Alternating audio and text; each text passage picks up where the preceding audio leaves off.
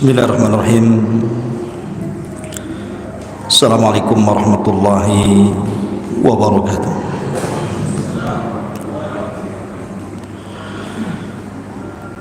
Alhamdulillah. Alhamdulillahilladzi arsala rasulahu bil huda wa dinil haq liyudhhirahu 'alad dini kullihi wa kafa billahi syahida wa kafa billahi wakila. Asyhadu an la ilaha illallah wahdahu rabbi la syarika lah wa asyhadu anna Muhammadan 'abduhu wa rasuluhu alladzi la nabiyya ba'dah. Faqala Allah 'azza wa jalla ya ayyuhalladzina amanu taqullaha haqqa tuqatih wa la tamutunna illa wa antum muslimun, amma ba'du. Hadirin dan hadirat yang dimuliakan Allah Subhanahu wa taala, alhamdulillah di malam hari ini Allah Subhanahu wa taala masih mempertemukan kita di salah satu taman daripada taman-taman surga.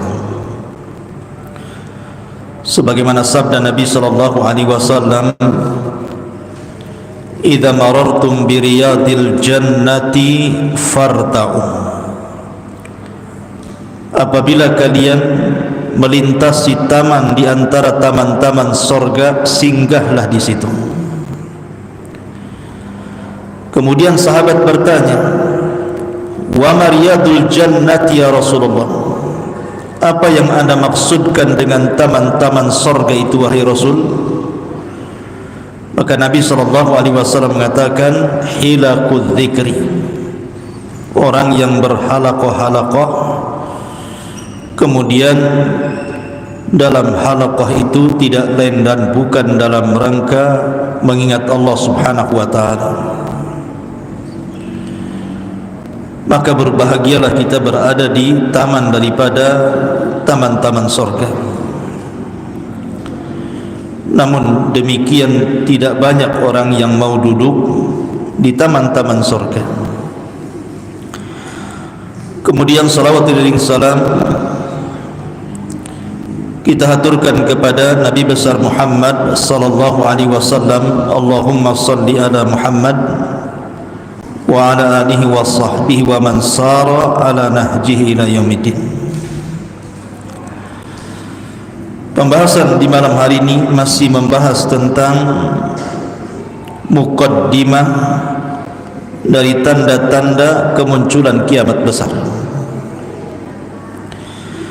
Dan saya sudah memberikan muqaddimah tentang kemunculan Al-Mahdi Al-Muntadhar, Imam Mahdi yang ditunggu-tunggu kaum muslimin. Nabi SAW pernah mengatakan, mulukud dunya arba'atun, bahwa raja-raja yang pernah menguasai dunia itu ada 4. Mu'minani wa kafiran, yang 2 seorang mukmin dan yang 2 orang kafir. Adapun yang mukmin adalah Nabiullah Sulaiman dan juga Dzulqarnain. Adapun yang kafir Namrud dan juga Bukhtun Nasr. Kemudian Nabi SAW menambahkan wa khamisuha, dan yang kelimanya adalah Al-Mahdi, Al-Imam Al-Mahdi yang namanya Muhammad Ibn Abdullah, yang akan muncul di akhir zaman. 5 orang ini akan menguasai dunia dan pernah menguasai dunia. Adapun yang 4 sudah berlalu zamannya. Adapun yang kelima Al-Mahdi akan datang zamannya, bahwa kaum muslimin akan dipimpin oleh seorang Al-Mahdi yang diberikan petunjuk oleh Allah Azza wa Jalla, yang akan menguasai dunia. Ma'asyiral muslimin yang dimuliakan Allah Azza wa Jalla, ada sebuah hadis yang dicantumkan dalam Sunan Abi Dawud. Hadis ini dari Mu'adz bin Jabal radhiyallahu anhu. Nabi SAW bersabda begini bunyinya: Imran Baitil Maqdisi kharabu Yathrib, wa kharabu Yathribi khurujul malhamati, wa khurujul malhamati fathul Qastantiniyah, wa fathul Qastantiniyati khurujud Dajjal. Kata Nabi SAW, Imranu Baitil Maqdis, apabila pusat kekuatan kaum muslimin sudah tegak di Baitul Maqdis, artinya poros kekuatan kaum muslimin di akhir zaman itu bertempat di Baitul Maqdis, Palestina. Di sini akan tegak khilafah ala minhajin nubuwah, khilafah di atas minhaj kenabian.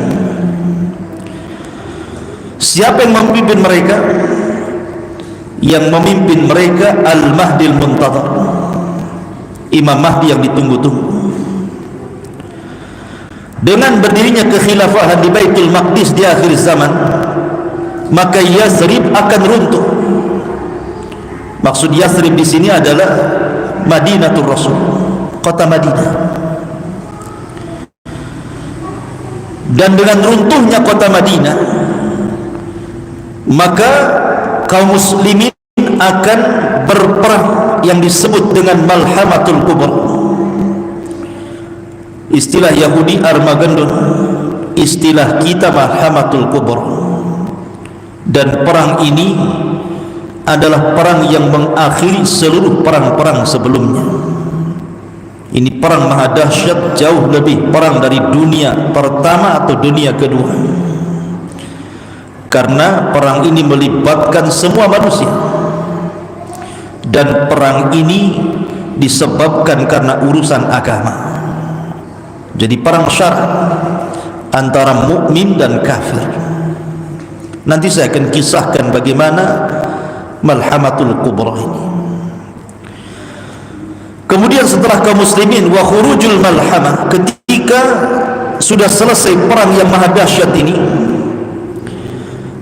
maka Nabi melanjutkan hadisnya, fathul Qastantiniyah. Setelah itu kaum muslimin akan membebaskan Konstantinopel. Di mana Konstantinopel? Istanbul, Turki. Wa fathul Qastantiniyati khurujud Dajjal. Dan apabila Istanbul atau Konstantinia dibebaskan kaum muslimin, disinilah muncul Dajjal. Lihat bagaimana urutan-urutan yang disabdakan Nabi SAW yang akan dilalui oleh Al-Mahdi Al-Muntadhar di sini. Ma'asyiral muslimin yang dimuliakan Allah Subhanahu wa taala, Nabi SAW bersabda dalam sebuah hadis, kata Nabi SAW, la taqumus sa'atu warrumu aktsarun nas, tidak akan tegak hari kiamat kecuali bangsa Romawi adalah bangsa terbanyak dan terbesar di akhir zaman. Maksudnya bangsa Romawi di sini adalah orang-orang yang memeluk agama Nasrani. Dan Romawi ma'ruf di Rum sana. Kemudian ketika itu ditanyakan kepada Amr bin Al-As radhiyallahu anhu tentang masalah ini, apa alasannya orang-orang Nasrani jauh lebih banyak jumlahnya di akhir zaman dibandingkan orang-orang Islam. Padahal mungkin hari ini kalau seandainya di data gitu ya, seluruh dunia umat Islam masih yang terbanyak, tapi di akhir zaman orang-orang Nasrani jauh lebih banyak dibandingkan kaum muslimin. Maka Amr ibn As menjelaskan alasannya. inna fihim khisalan arba'a, karena orang-orang Romawi, orang-orang yang beragama Nasrani itu punya 4 sifat. Yang 4 sifat ini membuat orang-orang di luar dari agama Nasrani masuk ke Nasrani. Ada daya tarik. Yang pertama, kata Amr bin As, innahum la ahlamun nas inda fitnatin. Karena orang-orang Nasrani itu orang yang paling lembut ketika menghadapi fitnah. Jadi orang-orang Nasrani itu pula kelembutan hati. Kasihan melihat orang susah gitu. Artinya tidak pernah mengeluh. Sesusah apapun mereka tidak mengeluh. Beda kalau kita ya, baru di PHK sehari saja dunia rasa kiamat katanya. Kayaknya rezeki Allah itu hanya di PT itu saja. Kita ini baru diuji dengan ujian sekali saja sudah goyang hatinya kan. Lah orang Nasrani tidak. Mereka lembut hatinya. Yang kedua, kata Amr ibn As radhiyallahu anhu, wa asra'uhum ifaqatan ba'da musibati. Kalau mereka terkena musibah, mereka tidak akan lama menangis. Mereka akan cepat bangkit. Beda dengan kita ya. Jangan musibah kematian, musibah istri lari dari rumah saja sudah stres kita ya. Kepikiran saja. Artinya bahwa seandainya ada musibah berupa tsunami, akhirnya kemudian menerjang orang-orang Nasrani sampai banyak korban, mereka cepat bangkit. Mereka tidak mau terpuruk seperti itu. Itulah kelebihannya orang Nasrani itu. Di zaman itu, maksudnya di akhir zaman. Kemudian yang nomor 4, wa khairun nas limasaqinihim wa du'afaihim. Orang Nasrani itu, orang Romawi Nasrani ini, mereka paling baik khususnya kepada fuqara wal masakin. Mereka suka nolong.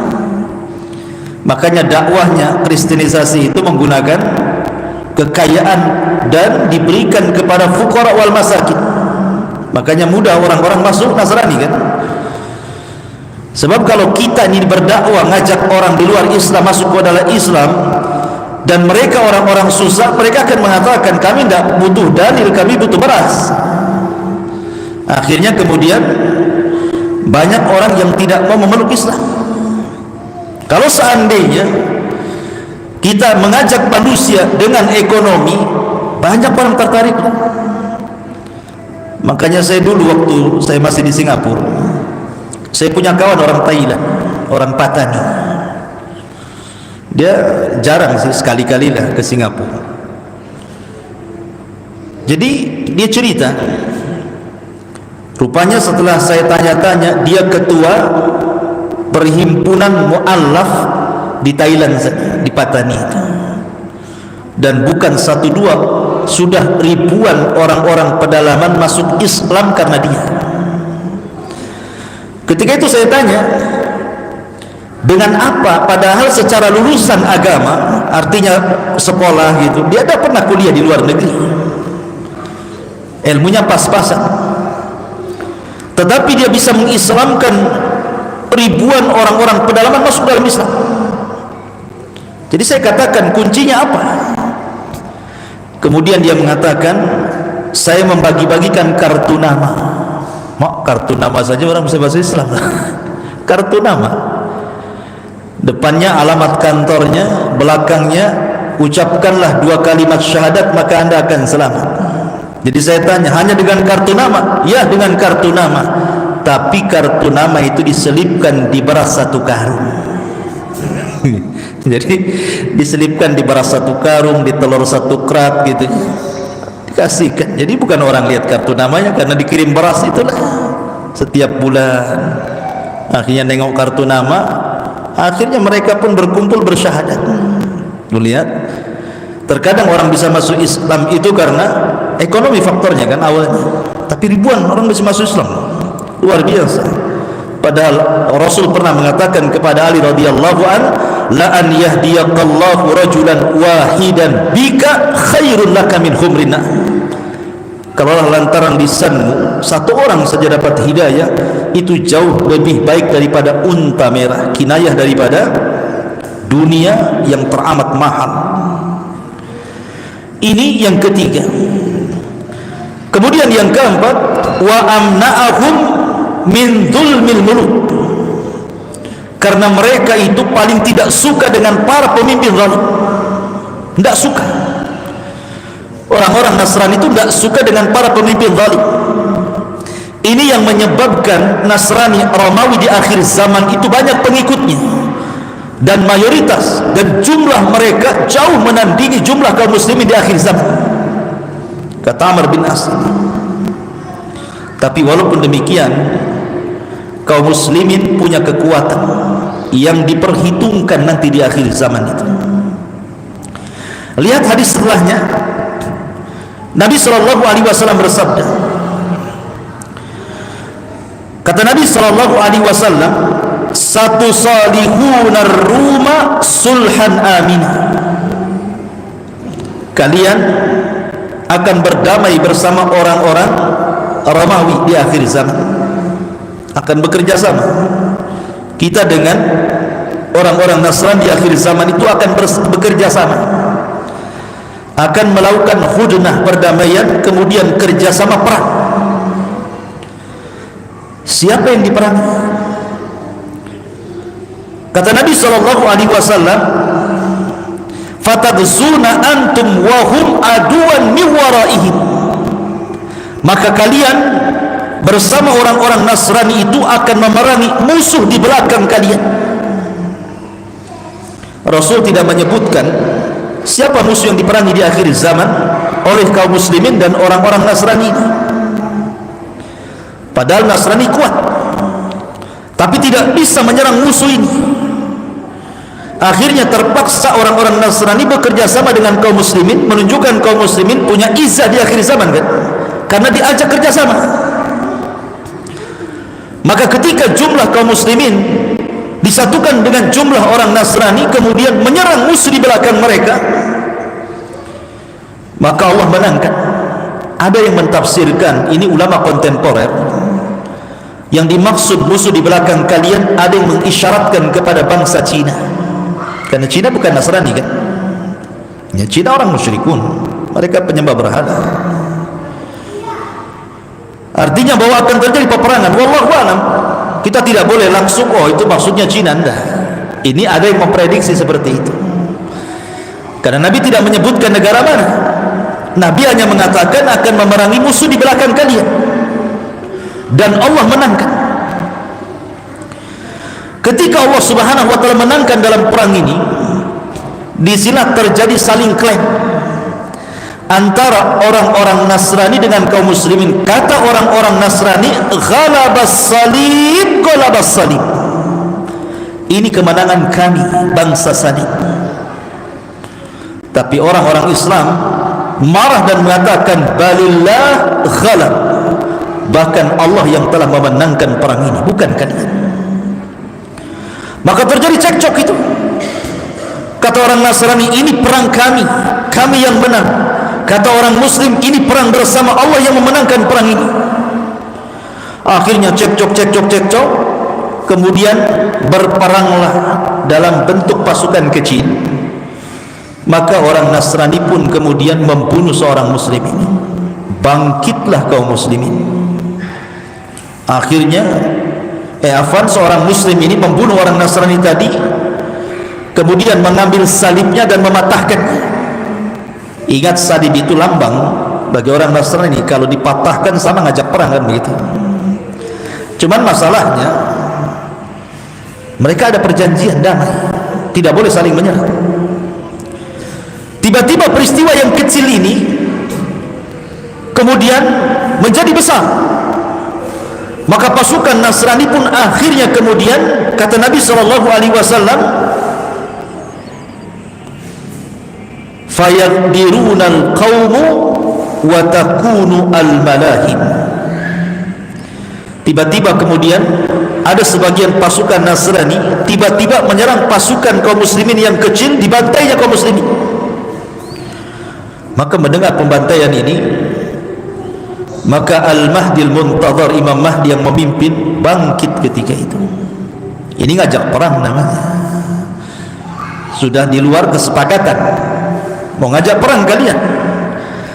Disinilah terjadi dua pasukan yang berhadap-hadapan antara kubu kaum muslimin dengan kubu Nasrani Romawi. Perang inilah yang disebut dengan Malhamatul Kubra, dipimpin oleh Al-Mahdi Al-Muntadhar yang kelak akan muncul di akhir zaman. Ma'asyiral muslimin yang dimuliakan Allah Subhanahu wa taala, apa kata Nabi? Fayastami'una lakum fayatunakum fi 80 ghayah ma'a kulli ghayatin 10,000. Maka mereka orang-orang kafir itu, orang-orang Nasrani itu akan datang membawa pasukan untuk memerangi kalian sebanyak 80 negara. Ghayah itu artinya negara. Jadi negara-negara yang sama agamanya, Nasrani, akan bergabung. Setiap negara membawa 10.000 pasukan. 10.000 kali 80 kan itu, berapa ribu pasukan tuh. Artinya kaum muslimin kalah jumlah di sini. Tetapi bagi kaum muslimin jumlah itu tidak mempengaruhi dalam perang. Karena Allah Subhanahu wa taala mengatakan, kam min fi'atin qalilatin ghalabat fi'atan katsiratan biiznillah. Betapa banyak kelompok kecil mampu mengalahkan kelompok besar, semua karena izin Allah. Bukan karena peralatan yang canggih, bukan karena ketangkasan perang, bukan. Menang kalah itu semua takdir dan izin Allah Subhanahu wa taala. Ma'asyiral muslimin yang dimuliakan Allah Azza wa Jalla, itu sudah terbukti dalam sejarah. Perang Badar, kaum muslimin sedikit menang. Khaybar dan perang-perang yang lainnya.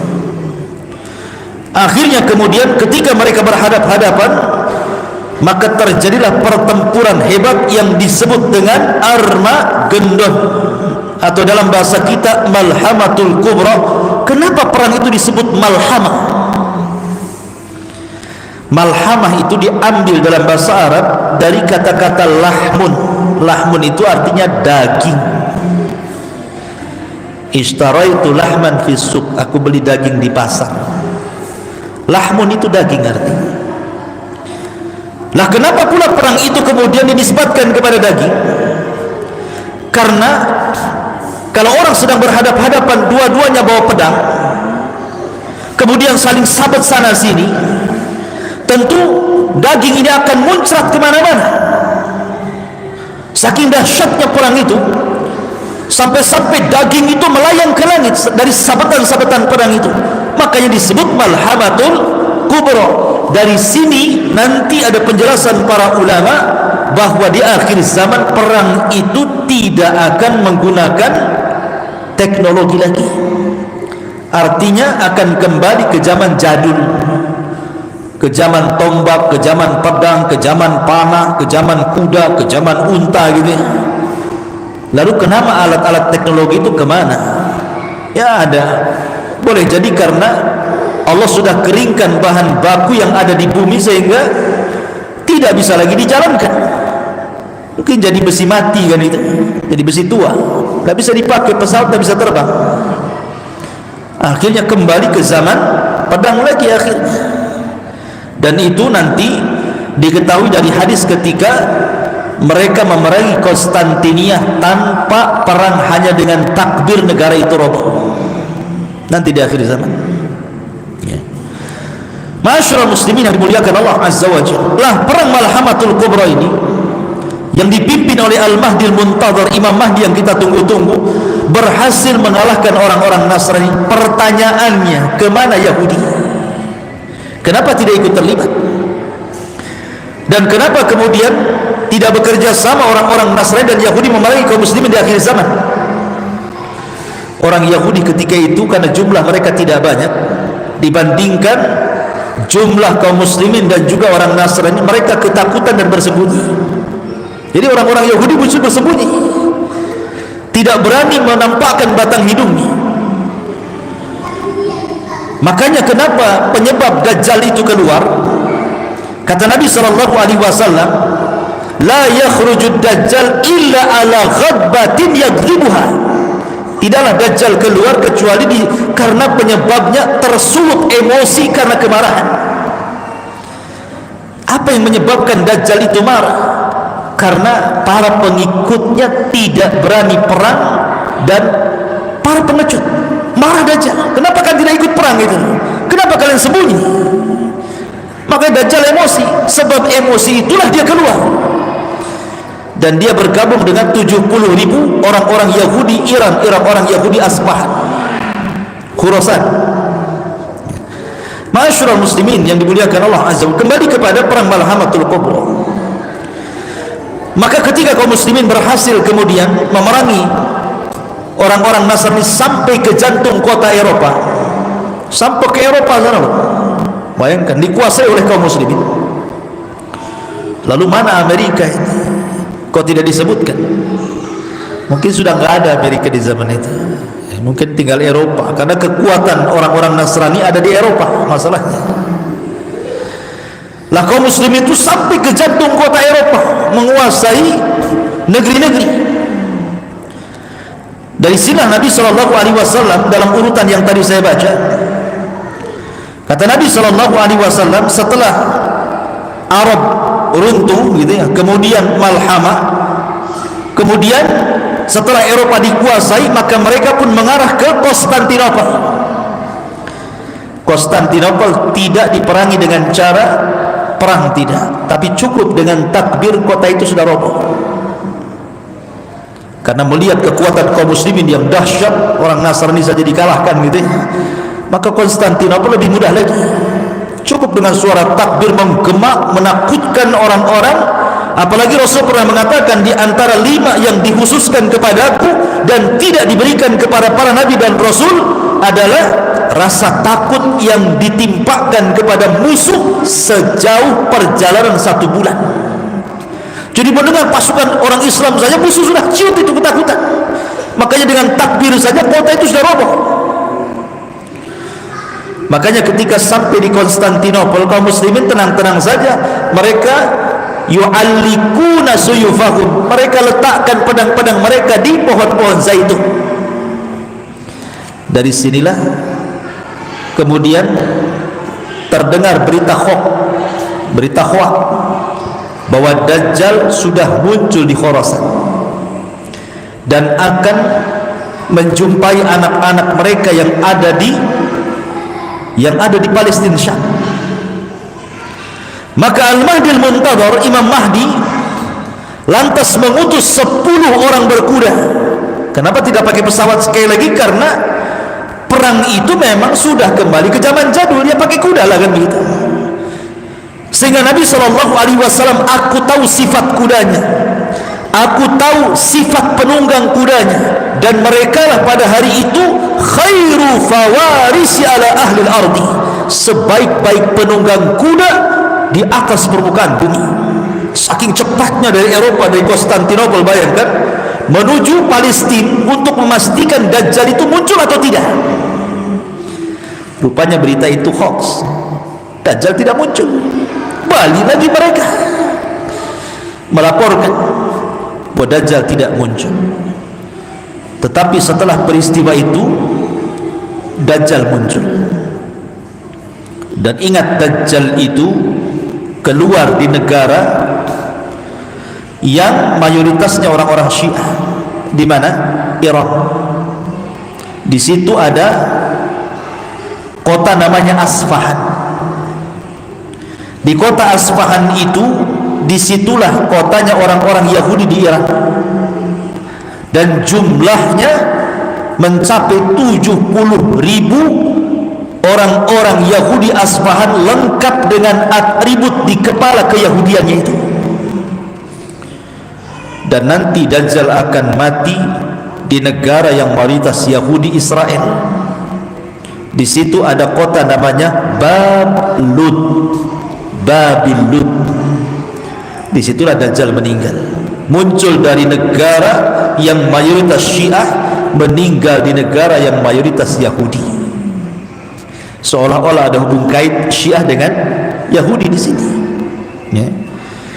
Masyarul muslimin yang dimuliakan Allah Azza. Adapun kisah Dajjal itu ada kisah tersendiri panjang. Kita kembali kepada kisah Al-Mahdi Al-Muntadhar. Lah Imam Mahdi Al-Muntadhar, Imam Mahdi yang ditunggu-tunggu, Muhammad ibn Abdullah Al-Alawi Al-Hasani, yang Allah Subhanahu wa taala perbaiki dalam satu malam. Kan Imam Mahdi itu kan tidak tahu dirinya bahwa dia akan menjadi Imam Mahdi dan dibaiat oleh kaum muslimin. Kan tidak tahu.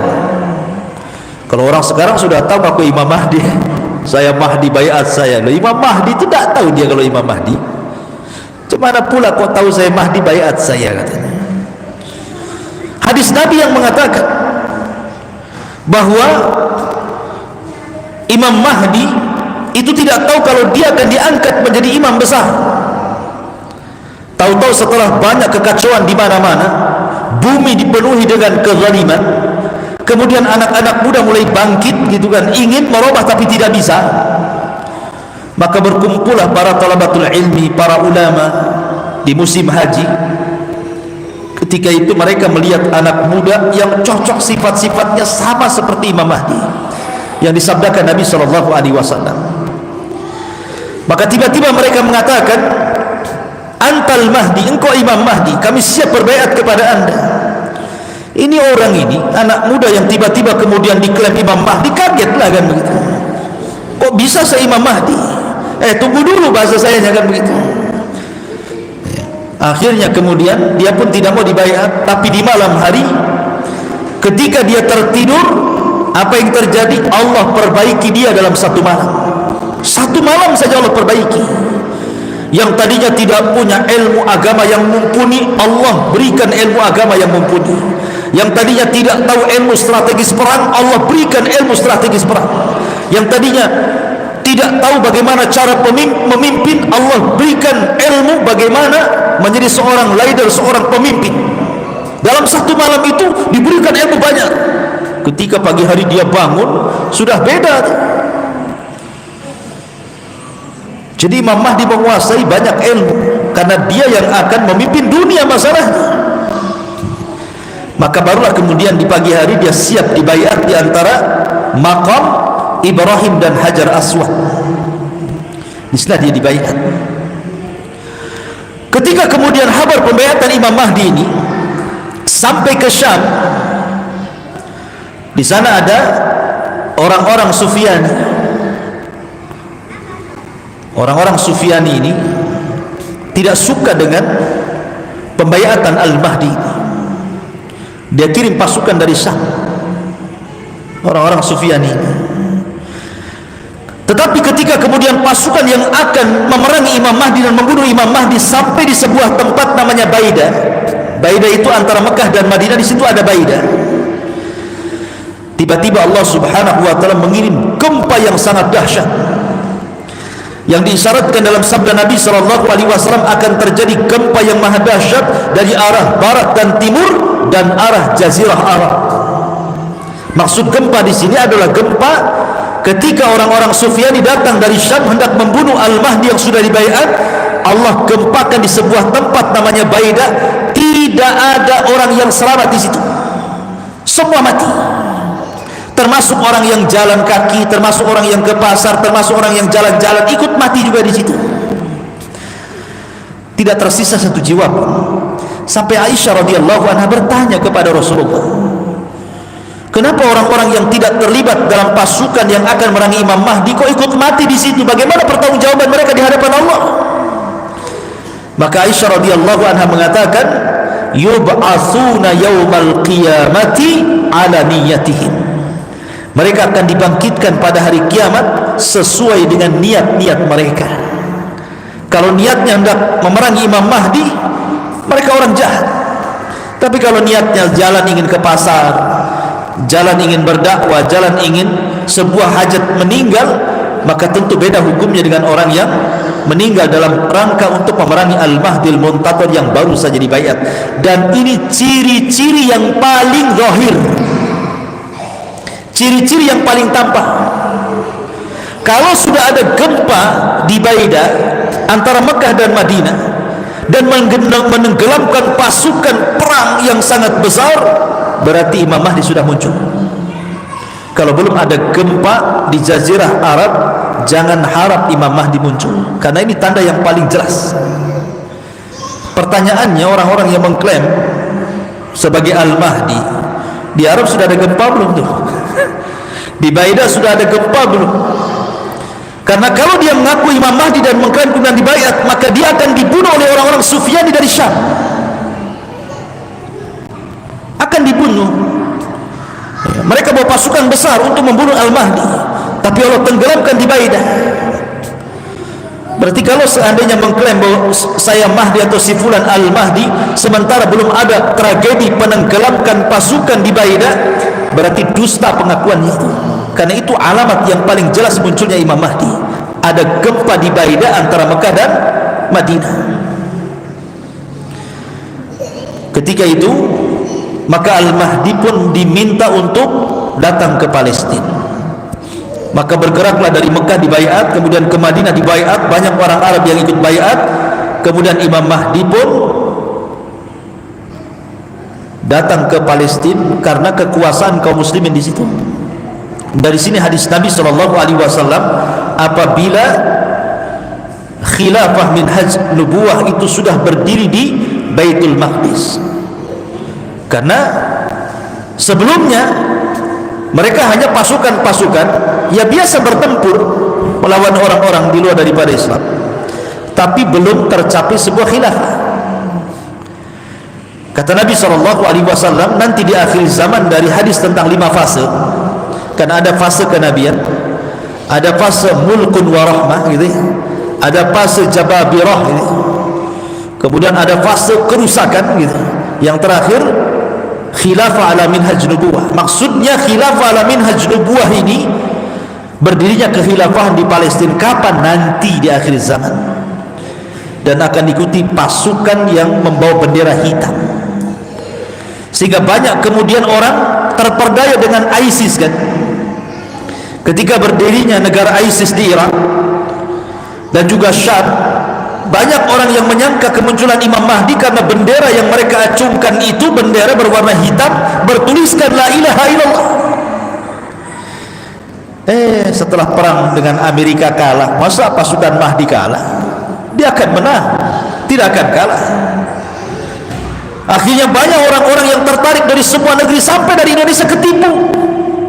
Banyak orang datang dari negeri kita kemudian gabung dengan ISIS yang ada di Syam dan Irak, disangkanya itu pasukan Mahdi. Pasukan Mahdi dari Hong Kong. Itu bukan pasukan Al-Mahdi, itu para pengacau, para teroris, dan ulama sudah memfatwakan faham mereka persis seperti paham Khawarij. Karena manhaj mereka manhaj takfir, mengkafir-kafirkan di luar kelompoknya. Siapa yang tidak berbaiat kepada pemimpin mereka kafir. Akhirnya semua kaum muslimin yang tidak ikut dengan ISIS itu dikafirkan, semua halal darahnya. Ini kan ngeri, ikhwan. Masyaallah muslimin yang dimuliakan Allah, muncul lagi sekarang istilah Taliban. Sekarang sudah muncul lagi karena Taliban menguasai Afghanistan. Amerika menyingkir, NATO juga menyingkir, akhirnya dikuasai lagi. Sekarang udah muncul lagi prediksi ini. Nah, untuk baca YouTube tuh ada aja yang prediksi, ini tentara Imam Mahdi sudah muncul, Taliban katanya, yang akan menguasai dunia. Dari mana Anda katakan seperti itu? Hadis Nabi tidak ada kalimat Taliban. Ya boleh jadi, ya boleh jadi tidak, tapi jangan menjazam. Jangan memastikan bahwa mereka adalah tentara Al-Mahdi. Mana dalil Anda? Dari mana Anda mengatakan seperti itu? Nanti ketika Al-Mahdi Taliban dikalahkan, muncul lagi kelompok lain, ini pengikut iman. Akan begitu terus jadinya kan? Masyaallah muslimin, maka prediksi-prediksi seperti ini biasanya kalau sudah berprediksi pada perkara-perkara yang gaib, kebanyakan meleset dibandingkan tepatnya. Coba saja, karena Karena tanda-tanda alamat besar itu perkara gaib. Tidak ada yang tahu peristiwanya kecuali Allah Subhanahu wa taala. Lain dengan tanda-tanda kiamat kecil yang setiap hari kita bisa lihat bermunculan di mana-mana. Tapi tanda-tanda kiamat besar itu sama dengan bicara kapan kiamat. Kalau saya tanya kapan kiamat, Anda akan menjawab saya tidak tahu. Begitu juga tanda-tanda kiamat besar. Ini dari umurul ghaib, dari perkara-perkara gaib. Kita tidak bisa menjazam, memastikan itu tidak bisa. Apalagi sampai memprediksi 99%. Loh, hebat kali prediksi ini. Karena sudah banyak yang sebelum-sebelumnya meleset kan. Wah, Ramadan kemarin kan terjadi kiamat besar katanya. Karena akan muncul dukhan, langit akan gelap. Tepat di tanggal berapa? 15 bulan Ramadan. Sampai saya itu punya kawan di Tiban Kampung, orang awam. Jadi di tanggal 15 Ramadan itu dia cerita, saya tidur sama istri saya dibangunkan. Bang, gak boleh tidur bang. Kenapa? Mau kiamat katanya. Subhanallah, orang Tiban Kampung. Kenapa sambil merokok itu? Kenapa kamu? Ini tengok YouTube-nya, ini malam ini akan terjadi dukhan katanya. Sampai orang Tiban Kampung ketakutan gara-gara prediksi 15 Ramadan itu. Ternyata lewat sampai subuh tak ada dukhan. Yang ada dia yang buat dukhan. Dia ngerokok keluar dukhannya, itulah dukhan. Subhanallah ikhwan. Tidak jadi pula prediksi itu. Maka janganlah kita prediksi inilah itu gitu. Sudah beriman saja akan datang itu. Selesai. Ya sudah isya ikhwan. Insyaallah kita lanjutkan di minggu depan. Subhanakallahumma bihamdika asyhadu an la ilaha illa anta astaghfiruka wa atubu ilaik. Allahu ta'ala. Assalamualaikum warahmatullahi wabarakatuh.